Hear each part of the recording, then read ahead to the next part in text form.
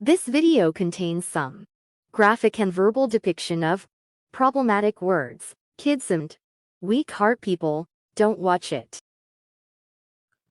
Joseph Mengele world war II के दौरान सबसे बदनाम डॉक्टर था। जोसेफ ने ऑशविट्स कंसंट्रेशन कैंप में रह रहे कैदियों पर काफ़ी भयानक एक्सपेरिमेंट किए। वो एक रेसिस्ट नाजी था जिसने ज्यू और रोमानी लोगों पर एक्सपेरिमेंट के नाम पर काफ़ी अत्याचार किए। सन 1943 से 1945 के बीच ऑशविट्स के लोग उसे एंजल ऑफ डेथ बुलाते थे। जोसेफ का काम था ये चूज करना कि किन कैदियों को तुरंत मारा जाएगा और किन्हें दास्ता और एक्सपेरिमेंट के लिए रखना है। उसने एक्सपेरिमेंट के नाम पर 4 लाख लोगों को गैस चैम्बर में मरने के लिए छोड़ दिया था। वो कैदियों को टेस्ट सब्जेक्ट की तरह देखता था। वर्ल्ड वॉर II के दौरान जब ये दिखने लग गया कि नाजी जर्मनी हार जाएगी तो वो कैंप छोड़कर भाग गया। 6 जून 1985 को ब्राज़ीलियन पुलिस ने वुल्फगैंग करहार्ड नाम के एक आदमी की कब्र खोदी जिसकी 1 साल पहले स्विमिंग के दौरान मौत हो गई थी, और जब जांच हुई तो पता चला कि वो नाजी डॉक्टर जोसेफ मेंगेल है जो अपने गुनाहों की सज़ा पाए बिना ही मर गया। तो चलिए जानते हैं जोसेफ मेंगेल नाम के एक ऐसे डॉक्टर के बारे में जिसने डॉक्टर शब्द को ही शर्मसार कर दिया। जोसेफ मेंगेल का कोई ऐसा भयानक पास्ट या अपब्रिंगिंग नहीं है जिससे कि कोई उसकी हरकतों के लिए उसे डिफेंड कर सके। जोसेफ का जन्म 16 मार्च 1911 को गन्सबर्ग, जर्मनी में एक अमीर परिवार में हुआ था। उसके पिता एक सक्सेसफुल बिजनेसमैन थे। स्कूल में भी सब उसे पसंद करते थे और उसके मार्क्स भी अच्छे आते थे। सबको यकीन था कि जोसेफ जिस भी फील्ड में जाएगा वहाँ उसे सक्सेस ही मिलेगी। 1935 में म्यूनिक यूनिवर्सिटी से जोसेफ ने एंथ्रोपोलॉजी में डॉक्टरेट की डिग्री ली। बाद में उसने वॉन वर्शर के अंडर फ्रैंकफर्ट इंस्टीट्यूट से हेरिडिटरी बायोलॉजी और रेशियल हाइजीन में पोस्ट डॉक्टरेट किया। 1938 में जोसेफ ने मेडिसिन में सेकेंड डॉक्टरेट किया और फिर वो नाजी रेशियल थ्योरी और यूजेनिक्स जैसे टॉपिक्स के बारे में पेपर्स लिखने लग गया। लेकिन उसी दौरान 1937 में 26 साल की उम्र में उसने नाजी पार्टी ज्वाइन कर ली और 1938 में उसने एज ए डॉक्टर वेहरमैक्ट की एसएस यूनिट ज्वाइन की। 1941 में उसकी यूनिट को यूक्रेन में कॉम्बैट रोल के लिए भेजा गया, जहां जोसेफ ने काफ़ी अच्छा काम किया।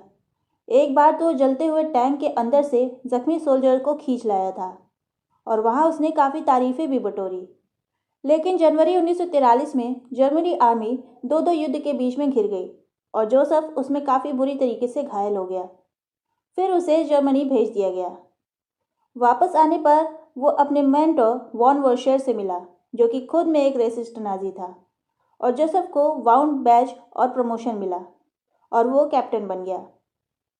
मई 1943 में जोसेफ ऑशविट्ज कैंप पर ड्यूटी के लिए गया। गार्ड्स के हिसाब से जोसेफ काफ़ी इंथुसियास्टिक डॉक्टर था जो हमेशा एक्स्ट्रा वर्क करने के लिए रेडी रहता था। वो अपने से ऊपर के प्रे ग्रेड ऑफिसर का भी काम कर दिया करता था। उसकी यूनिफॉर्म हमेशा साफ सुथरी रहती थी और उसके चेहरे पर हमेशा एक क्रीपी स्माइल रहती थी। और जल्दी वो उस टीम में सिलेक्ट हुआ जिसका काम ये होता था ये चूज़ करना कि किस कैदी को तुरंत मारना है और किसको एक्सपेरिमेंट के लिए रखना है। जोसेफ को जुड़वा बच्चों के ऊपर एक्सपेरिमेंट करना ज़्यादा पसंद था क्योंकि उनके जीन्स आइडेंटिकल होते हैं और वो उन पर जेनेटिक रिसर्च करना चाहता था। जोसेफ ने 100 जोड़ी जुड़वा बच्चों को इकट्ठा किया और उनके बॉडी पार्ट्स को घंटों मेजर कर नोट्स लिखा। उसने एक बच्चे के अंदर कुछ अजीब चीज़ इंजेक्ट कर दी जिससे कि वो बहुत ज़्यादा बीमार हो गया और मर गया। उसने कुछ बच्चों के शरीर में बैक्टीरिया इंजेक्ट कर दिया जिससे उन्हें गैंग्रीन नाम की बीमारी हो गई। कुछ की आंखों में डाई इंजेक्ट कर दिया और जब भी एक जुड़ा बच्चा मर जाता था तो वो दूसरे को भी उसके दिल में क्लोरोफॉर्म इंजेक्ट करके मार देता था। एक बार उसने ऐसे ही 14 जोड़ी जुड़वा बच्चों को मार दिया था और रात भर जागकर उनकी डेड बॉडीज की ऑटोप्सी भी की। एक बार कई कैदी लाए गए थे। उनमें एक औरत को दास्ता के लिए चुना गया था और उसकी 14 साल की बच्ची को मौत के लिए चुना गया था।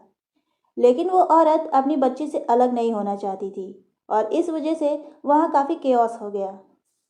तभी जोसेफ वहाँ आया और दोनों को गोली से उसने मार दिया और सिलेक्शन प्रोसीजर को कम करने के लिए बाकी कैदियों को जिनकी संख्या हज़ारों में थी उन्हें गैस चैम्बर में भेज दिया। गैस चैम्बर वर्ल्ड वॉर 2 के टाइम पर लोगों को तड़पा तड़पा कर मारने का एक ईजी टूल था, जिसमें जहरीली गैस होती थी, जिसकी वजह से लोग मर जाते थे। जोसेफ को हेटेरोक्रोमिया इरिडियम यानी कि ऐसे लोग जिनकी दोनों आंखें अलग अलग कलर की होती है से काफ़ी फैसिनेटेड था। इसलिए वो बच्चों की आंखों में केमिकल डालता था ताकि उनका कलर चेंज हो सके, और फिर जब उसकी वजह से बच्चे मर जाते थे तो वो उनकी आंखों को निकाल कर अपनी कलीग कैरीन को भिजवा देता था, जो कि आई पिगमेंटेशन पर रिसर्च कर रही थी। उसने एक बार 2 रोमानी जुड़वा बच्चों को एक साथ सिल दिया क्योंकि वो कॉन्जॉइंट ट्विंस बनाना चाहता था, लेकिन उन दोनों बच्चे गैंग्रीन की वजह से मर गए। कॉन्जॉइंट ट्विंस वो ट्विंस होते हैं जो जन्म से ही शरीर से जुड़े हुए पैदा होते हैं।